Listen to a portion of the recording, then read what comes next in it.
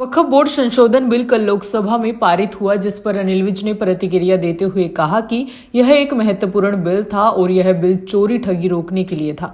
जो सारे देश में वक्फ की जमीनों को लूटा जा रहा था, उसके लिए यह बिल था।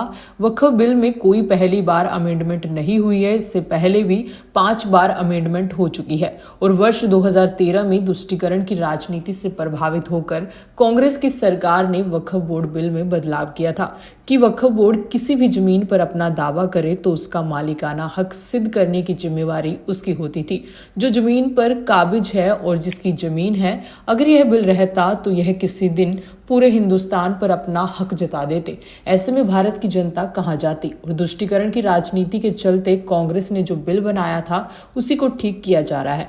वहीं मस्जिद में स्कैनर लगाए गए थे, reject to Waqf amendment bill, जिस पर विज ने कहा कि सरकार जो भी काम करती है वह आमजन के लिए करती है और इससे आम जनता खुश है। पूरे देश भर में कल पटाखे बजाए गए, गुलाल उड़ाया गया, लोग झूमते दिखाई दिए, लेकिन जो धर्म के ठेकेदार हैं उनको तो खुश नहीं किया जा सकता।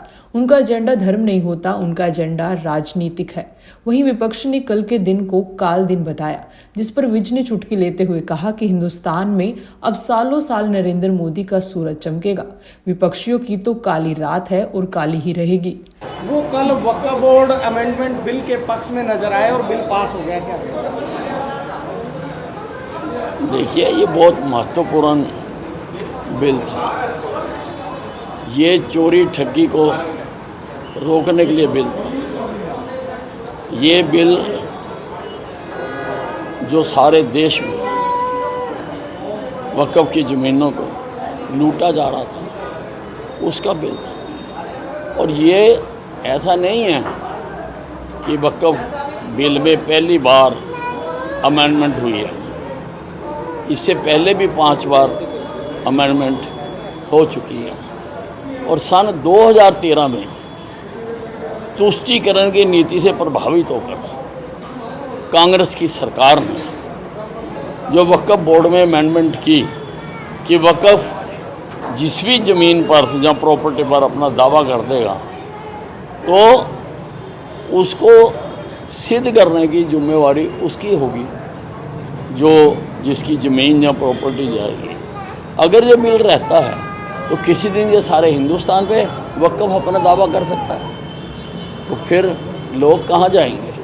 इसलिए बहुत सोच समझकर इसको जो तुष्टीकरण की नीतियाँ रख के ये बिल बनाया गया उसको ठीक किया जाएगा।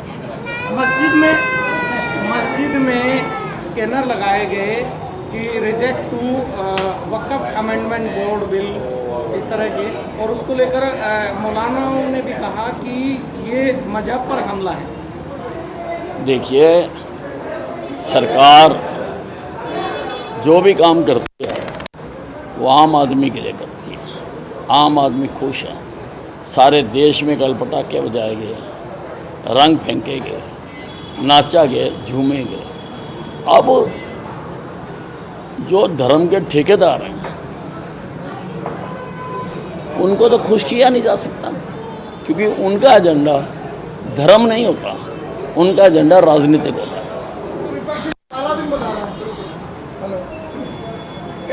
बात ये है, अब तो सालों साल हिंदुस्तान में नरेंद्र मोदी का सूरज चमकेगा। विपक्षियों की तो काली रात है, वो तो रहनी काली है।